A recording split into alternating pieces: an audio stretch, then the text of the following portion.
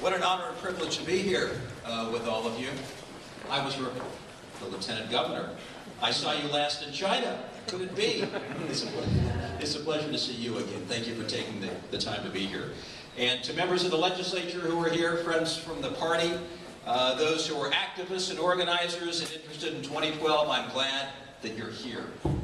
First and foremost, let me just tell you that if you don't like what I'm going to say, or after I say what I'm going to say, you still don't like me, I want you to meet my wife. Standing right over here, Mary Kay. We were just talking about one of the last times we were here in Indianapolis. In business, I used to come visit the Eli Lilly Company as a customer, a very good customer. But that was on business. But Mary Kay and I came through here. It would have been in 1983. I had just left work as an advance man for President Reagan. And Mary Kay was working something else in Washington. And we drove through here en route to Utah, where we later got married. And we have very fond memories of this place. But the point is, if you don't like me, you're going to like her. And if you don't like her, you're crazy. But if you don't like her, we have 7 kids. And the way that we're approaching this, I mean, mathematically, you've just got to put it together. We're going to conquer New Hampshire. We're going to conquer South Carolina, where we were this morning. We got the support of the Attorney General in South Carolina this morning, Alan Wilson, the first constitutional officer in the state of South Carolina to come out in favor of a presidential candidate. So I'm liking what I'm sensing and feeling on the ground in South Carolina. It's going very, very well. But I'm proud to be here with all of you. And I just want to leave a few thoughts behind. And I want you to know where I stand. And I want you to know why I am in this race. But let me start by saying this, because we live in a very difficult set of economic circumstances today. In fact, it's unprecedented during my lifetime. And it seems that our engines of growth in this country flame out and we lose altitude. And it's of great concern to people in this country. In fact, when I look into the faces of folks in New Hampshire and South Carolina and Florida, where we're spending a lot of our time, I not only see anger, I see fear, which is something I have never seen before in the faces of fellow Americans. I'm reminded about this loss of altitude and the engine problems in this country. I'm reminded of a story that I want to share with you from aviation history. Some of you might remember this if you're aviation buffs. Back in June of 1982, British Air 009, under the command of Captain Moody, it left London en route to Sydney, Australia, stopped in Singapore, where I used to live. In fact, I took over the job running the embassy 20 years ago in Singapore from Governor Bob Orr, who some of you probably know in this room. And I remember seeing Bob in Kuala Lumpur, Malaysia, as he was leaving Singapore, dropping off the goodies to me as I kind of went into the country. And I remember him fondly as I come into this great state. But the plane went from London to Singapore, refueled in Singapore, got up to cruising altitude again, and started flying over the vast archipelago that is Indonesia. And something happened the day before on the island of Java. Mount Galunggung exploded and it sent sulfuric ash into the atmosphere. This airplane hit that sulfuric ash at cruising altitude, and an unprecedented thing happened to this Boeing 747. Not one, not two, not three, but all 4 of the engines died, and it started its descent. And you can imagine the fear in the minds of those on board. Captain Moody, in what must have been the height of British understatement, got on the PA system and he said, "Ladies and gentlemen, we have a small problem. We have just lost power to all 4 of our engines. We are doing our damnedest to get them restarted. We hope that this has not caused you any inconvenience." And then another unprecedented thing happened. Not 1, not 2, not 3, but all 4 of the engines were refired, gained its altitude, and off it went safely to Sydney, Australia. I'm here to tell you that we're going to regain our altitude as a country. We're going to fire our engines of growth. That's just the American way. We're Americans. We're a blue sky people. We look out the window, even on a stormy day, and we find the blue sky. That's just who we are. One of the highlights of my life is when I get to go to the VFW halls in places like New Hampshire, And I get to see the greatest generation. You know who I'm talking about. Some of you are in the crowd. They faced the Depression, and they conquered. They faced World War II, and they conquered.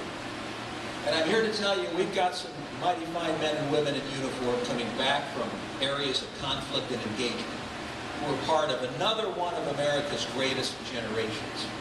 And they're going to add enormously to our rebuild as a country. But let me just tell you three things right off the bat that I think are going to be important. One of the things that I think we're going to win this race. Three things that are going to be important in who we elect as the next president of the United States.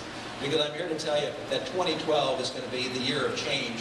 Barack Obama has had 2.5 years to deliver on the most important issue of our time, that is economic expansion and job growth. And he has failed us. He has failed us, and that's why he will not be reelected. But the person who is elected in 2012, I believe will have three things. And I think we bring them all to the table, uniquely so. One, private sector experience. Why do I say private sector experience? Because as far as the eye can see into the 21st century, we have no choice as a country. We've got to create jobs. And it's going to help to have a president in the Oval Office, which we don't have today, who actually understands the fragility and the magic of the free market system. It's how this country was based and what has made us great over the years. Number two, I believe that the next president of the United States is going to have serious executive experience as a governor. Not just as a governor, but someone who actually has done some important things as governor. And I look back on what we did as governor. We took a great state and we made it number one. Historic tax cuts in the state of Utah. We created essentially a flat tax. I love what your governor does here. We were elected the same year. We've both done a lot of innovative things in our states. But we took the state of Utah to number one in terms of job creation in this country. We took that state to number one in terms of the best managed state in America. We took that state to the fastest growing state in America. Why? Because through tax reform, and through regulatory reform, and through health care reform without a mandate based on free market principles, people migrated into our state because we had 2.4% unemployment. And I learned an important lesson as a governor. People want jobs in this country. It is about the most important thing individuals and families can have. Because if you believe in life, liberty, and the pursuit of happiness, you can't have the pursuit of happiness part unless you have jobs. And right now, this country is in a very, very painful place because of our jobs problem. Number three, we live in a complex, confusing world out there, folks. And I believe the next president of the United States is going to know something about the world, will have to know something about the world. I've lived overseas 4 times, starting in the late 1970s, all in Asia. The last 2 years in China, I've been an ambassador for my country 3 times. And all I can tell you is I've lived in the countries that I would consider to be our nation's primary economic competition. I've seen what they're doing to prepare for the 21st century, folks. We've got some work to do in the United States of America, economically and educationally, and we've got to get on the ball. But part of understanding this world in which we live, we are 25% of the world's GDP as a country, we cannot forget that, is going to be the steps that we take to ensure our 21st century competitiveness as a nation.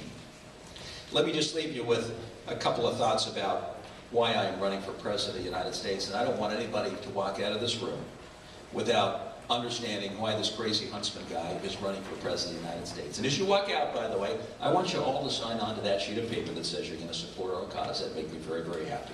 But more than me, it would make Mary Kay very, very happy. I am running for President of the United States, first and foremost, because I love this country, and I know you do, or you wouldn't be here. But I'm running for President of the United States because I think it is unacceptable that we are passing down the greatest nation that ever was, the United States of America, to the next generation, for the first time in history, less good, less productive, less competitive than the country we got. I was born in 1960. We exported $3 for every $2 we imported. We control 36% of the world's GDP. We controlled science. We controlled technology. It seemed that all the Nobel Prize winners came from the United States of America. 25% of our GDP was derived from our manufacturing base. It's 10% today. And now I look at what we're handing down to my kids and your grandkids, and I say it's unacceptable. I say if that fact alone doesn't get everybody excited about working toward change in 2012, then nothing will. I worked for Ronald Reagan, as I mentioned before. He talked about the shining city on a hill, the old John Winthrop analogy of the United States. It was an optimistic America. It was a can-do America. It was a blue sky America. And I believe that this world actually functions better with a strong United States that has that bold light that projects liberty and democracy and freedom and human rights and open markets. That light that President Reagan talked about has dimmed. And we've got to figure out, ladies and gentlemen, how to get it refired again. That's our job. We've got to refire that light that projects goodness not only to our own people, but people all over this world. And I believe that three things are going to be important in terms of getting us to where we need to be.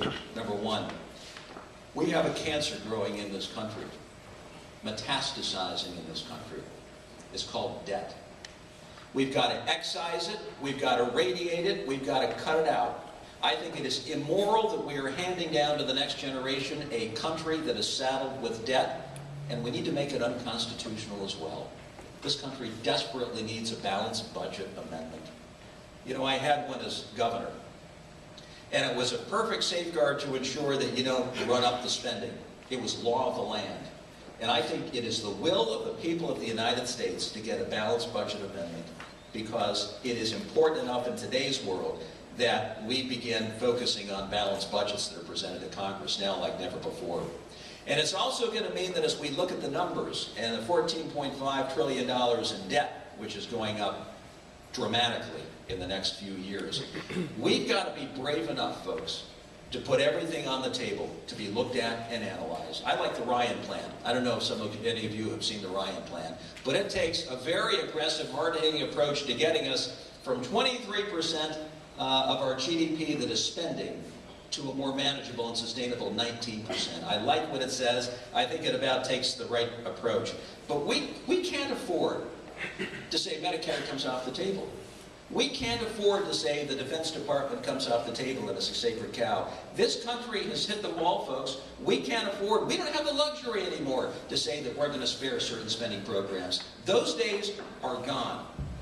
But let me tell you, beyond spending and debt, in order to reignite that light that Ronald Reagan talked about, we've got to grow. We've got to grow out of the hole that we're in today. We've got to make things in this country again. We don't make things in America anymore. I want to get us back to the days where made in America actually means something to the people of our country, and means something to those abroad. You used to read that term and it would put you in awe. It was an intimidating feature on our products. No longer. I mentioned in 1960 when I was born, the percentage of our GDP that was derived from manufacturing was 25%. Today we're sitting at 10%. Now, I'm just not giving you political speak here. I'm not speaking in political platitudes. I've lived in our competitors' countries. I know that the years ahead can be years that we remake this economy and we make it function again.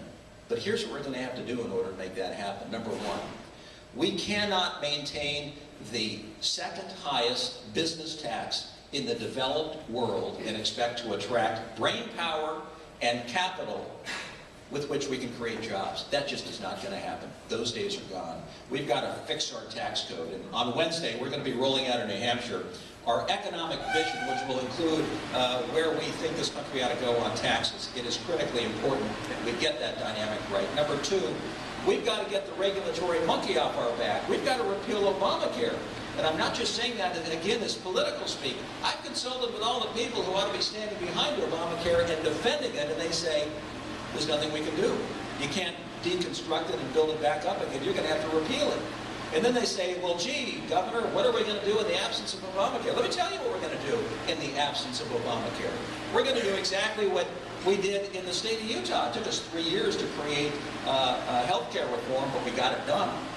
We got to repeal Obamacare, and we need to let the states of America begin to find solutions for things like cost containment, harmonizing medical records, closing the gap on the uninsured, figuring out how to create connectors for an expanded marketplace of insurance options. We're going to find all the solutions, but you don't find the solutions by dropping a $1 trillion one-size-fits-all mandate on the American people and expect that that's going to work. It is not going to work. The states and the people of the individual states, based on the 10th Amendment, are going to do what this country needs to do to find solutions for health care reform. Number 3, the lowest of low-hanging fruit in terms of getting this country going again in terms of jobs is energy independence. I can feel it coming. We have a heroin-like addiction when it comes to importation of foreign oil, 60% so. And I say it's okay from Canada. I'll take some raw materials from Canada, but there's a whole lot that comes from difficult, unpredictable, and dangerous corners of the Middle East. And I say these days have got to stop. For 8 presidents now, we've talked about energy independence. And we've gone from 38% under Nixon to 40% under Carter to 60% today, and it is absolutely unsustainable. And you say, well, what are you going to do, Governor? I say, we have discovered recently, just as an example, we have more natural gas in the United States of America than Saudi Arabia has crude oil. And I would say, I've heard T. Boone Pickens talk about this plan. I was the first governor to sign on to his plan. I like a lot of what he talks about, converting part of the transportation fleet to natural gas, converting electricity and power to natural gas, converting base manufacturing to more natural gas. We can get it done, and it would be mighty important for the people of this country. It'd be mighty important from a job creation standpoint to start relying on what it is we have in such abundance in this country. It is affordable, it is clean, it is ours, and it carries very important national security implications as well. Finally, let me just make a comment on the foreign policy side. I think this country of ours needs to be a little more skeptical of foreign entanglements. You know what I mean? This isn't the George Kennan foreign policy of containment hatched in 1946. We have fought the war on terror now for 10 years as a country. We have given it our all. Families have paid the ultimate sacrifice over the last 10 years. And it is to them that we offer salute and heartfelt thanks and gratitude. I've got 2 boys in the Navy. I kind of know how those families feel about sending them abroad. But we've got to do something about where we find ourselves in the world today.